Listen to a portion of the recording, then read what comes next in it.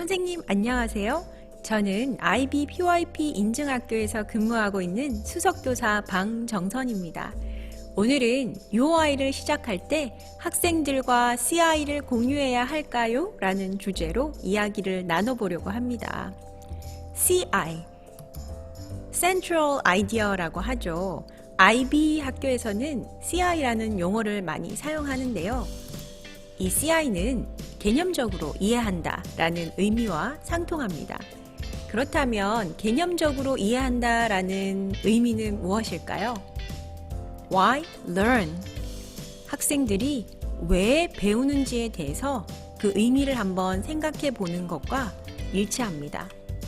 예를 들어 2015 개정교육과정의 사회과 성취 기준을 한번 살펴보면 인권 보장 측면에서 헌법의 의미와 역할을 탐구하고 그 중요성을 설명한다 라는 성취 기준 속에서 헌법의 의미와 역할, 즉 학생들은 헌법에 관한 여러 가지 지식을 알아보고 그 중요성을 설명한다, 기능적인 측면을 다루는 것을 알 수 있어요. 그런데 이러한 성취 기준을 통해서 학생들이 궁극적으로 깨닫게 하려는 것은 무엇일까? 라는 것을 한번 생각해 보자는 거죠. So what? 그래서 이러한 성취 기준을 다뤄서 뭘 어쩔 건데? 라는 의문이 생길 때 우리는 좀 더 상위 개념, 즉 여기서 다루는 인권이라는 개념과 연관하여 사람들은 인간의 권리를 보장하기 위하여 사회적 시스템을 구성한다 라는 것을 좀 학생들이 이해를 했으면 좋겠다는 의미로 이러한 성취 기준을 다룬다 라는 것을 인식한다는 겁니다. 그래서 이러한 개념적 이해라는 것은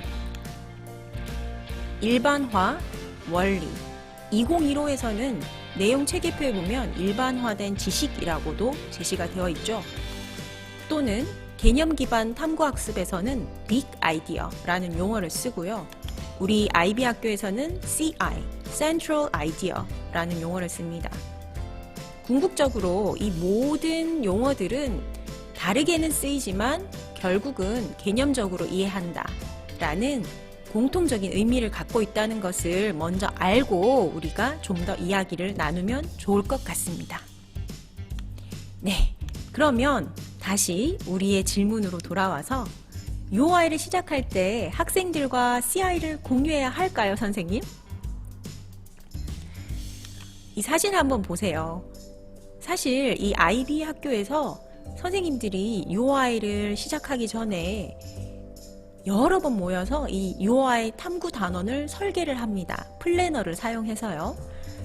이때 선생님들은 CI를 선정하고 그리고 관련된 키 컨셉들 또한 여러 가지 학습 활동들, 학습 목표 그리고 관련된 학습 자상 이런 여러 가지 것들을 서로 협업을 통해서 선정을 하게 되죠. 네. 그런데 이 개념적 이해라는 것은 사실 교사가 탐구 단원을 설계하기 위한 툴로서 교사가 이미 이해한 중심 생각을 표현해 주는 것이죠. 우리가 아는 것들이란 말이죠. 이 CI라는 것은. 그런데 사실 학생들은 아직 이해를 못한 것일 확률이 높습니다. 그래서 교사들이 서로 모여서 UI 단원 설계를 할 때처럼 이렇게 CI를 구성하는 것이 학생들은 상당히 어려운 것이라는 것이죠. 칼라라는 사람이 그래서 이렇게 말을 했습니다. UI를 시작할 때 CI를 공유하지 말고 질문과 탄탄한 사실적 맥락으로 먼저 시작을 하는 것이 좋겠다. 또한 다양한 구체적 맥락 속에서 패턴을 먼저 찾은 다음에 그 속에서 연결고리를 찾아 추상적인 개념적 이해에 도달하도록 하라 라고 조언을 해주고 있습니다. 이 글은 IB 학교에서 최소 3년 이상 근무한 어떤 교사가 성찰일지에 나타낸 내용입니다. 같이 한번 읽어보고 좀 더 이야기를 나눠볼게요. 첫 2, 3년은 좌절로 점철되었다.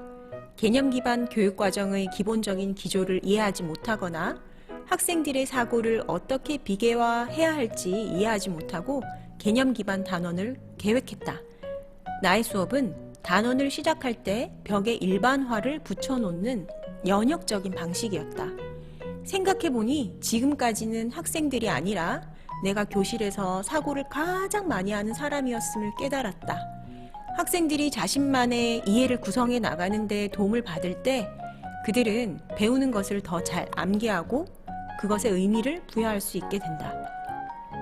내 학생들이 스스로 일반화를 도출하는 것을 어떻게 촉진하고 지원할 것인지 배우고 나서 학생들은 학습자로서 그리고 사고하는 사람으로서 동기를 갖게 되었고 참여하게 되었다. 선생님들 아래에 출처를 보시면 아마 이 글을 누가 썼을지 약간은 추측하실 수 있으실 것 같은데요. 네, 레이첼 프렌치가 예전에 아이비 학교에서 근무할 때 이렇게 성찰일지를 남겼다고 해요. 이 그림을 한번 보시면 첫 번째 이 노란색으로 표시된 부분에 이렇게 지금 질문을 하고 있죠. Are you robbing your students of the opportunity to the thinking? 여러분들은 지금 학생들이 생각할 기회를 빼앗는 것이 아닙니까? 라고 질문을 던지고 있어요. 이 아랫부분은 처음 제가 이 이야기를 시작할 때 말씀드렸던 여러 가지 용어가 이렇게 다양하게 사용된다는 것을 나타내고 있고요. 일반화, 개념적 이해, big idea, CI, 그리고 statement of inquiry라고도 말을 한다고 해요. 그래서 이러한 개념적 이해를 여기 한번 보실까요? Do you share the conceptual understandings in the beginning? 처음에 수업을 시작할 때, 탐구 단원을 시작할 때 개념적 이해를 공유하나요? 오늘 우리가 계속 이야기하는 질문이죠. 네.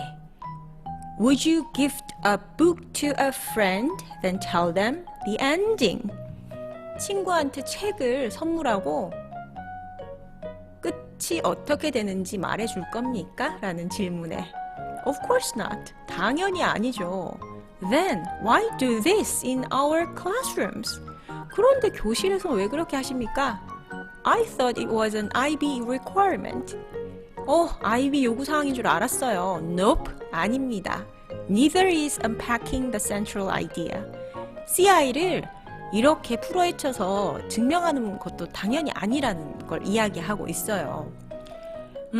CI를 먼저 공개한다는 것은 학생들에게 일반화를 이제 증명하도록 이렇게 이제 이것이 진짜 맞는지 한번 체킹하는 방법으로서 여러 가지 이제 사례들을 확인하고 연역적으로 말이죠. 그리고 이 일반화를 증명하는 이런 식의 방식이라고 해요. 그래서 이런 방식은 expose it, 끝을 이미 알려주고 시작하는 것이기 때문에 학생들의 주도성을 박탈하고 심지어 생각하는 능력을 좀 떨어뜨릴 수 있다라고 이 레이첼 프렌치와 그 동료들은 말하고 있습니다. 최근에 나온 책 중에 이런 말이 있다고 해요. There are thoughts you cannot think. 생각할 수 없는 생각들이 있고 questions you cannot ask.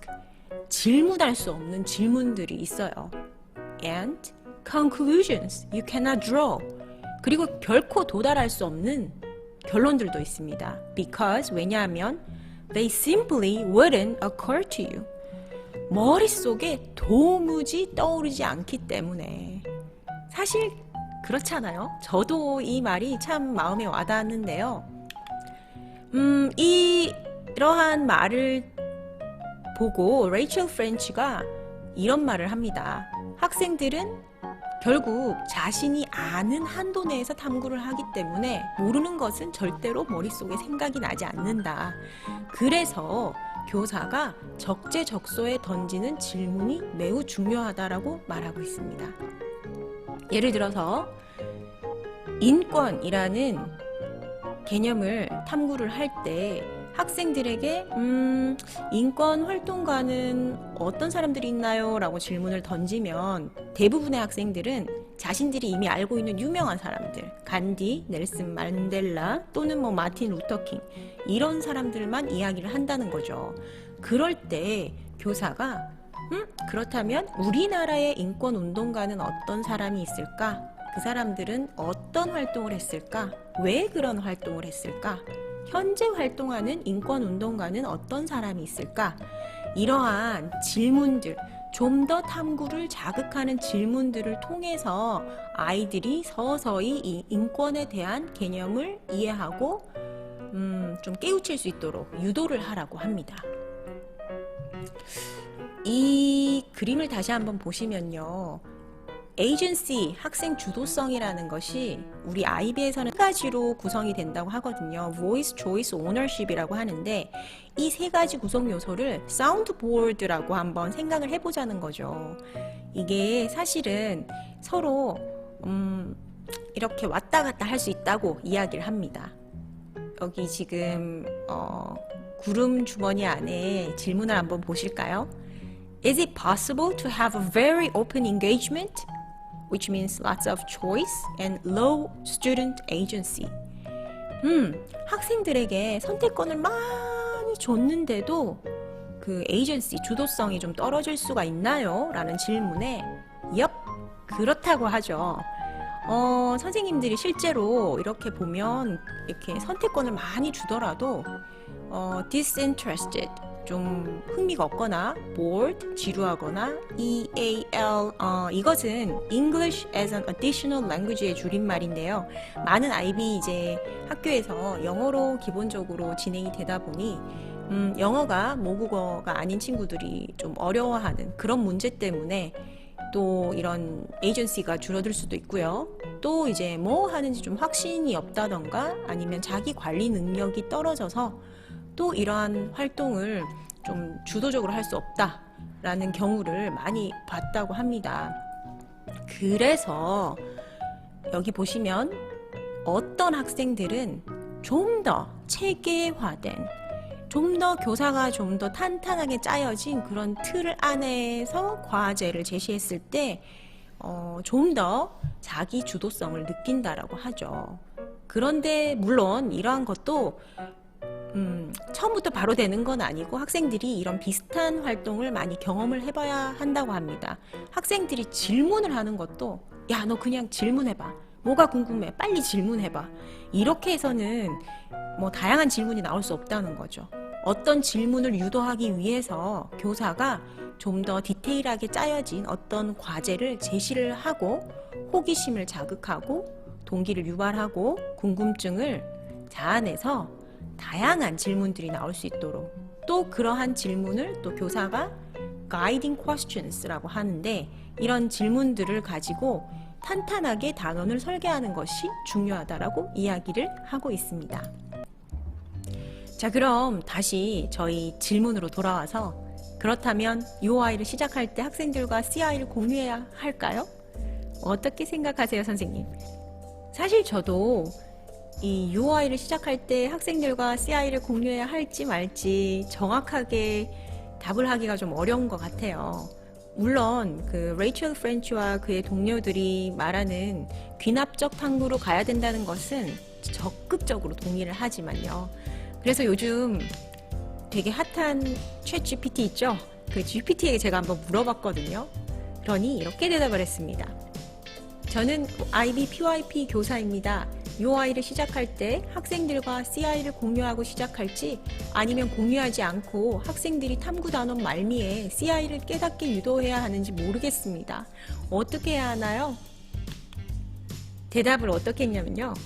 IB PYP 교사로서 탐구 과정 속에서 CI가 어떤 역할을 하는지와 그 목적을 고려하는 것은 중요하죠. CI는 학습의 프레임워크를 제공하고 학생들이 키 컨셉과 탐구 단원에 내재된 아이디어를 좀 더 심도 있게 이해하도록 돕는 것입니다. 두 가지 방법 다 장점이 있으므로 결국 여러 요인들, 즉 학생들의 나이와 경험치, 탐구 단원의 구체적인 학습 목표, 그리고 교사인 당신의 가르치는 스타일과 선호도에 따라 달라질 수 있습니다. CI를 UI 초입에 학생들과 공유할 때는 무엇을 공부하는지 명확한 방향을 제시하고 학생들이 탐구 단원의 학습 목표를 이해하도록 돕습니다. 또한 학생들이 탐구가 진행되는 과정에 대한 이해와 다루게 될 키 컨셉과 아이디어들을 함께 이해하도록 도와줍니다.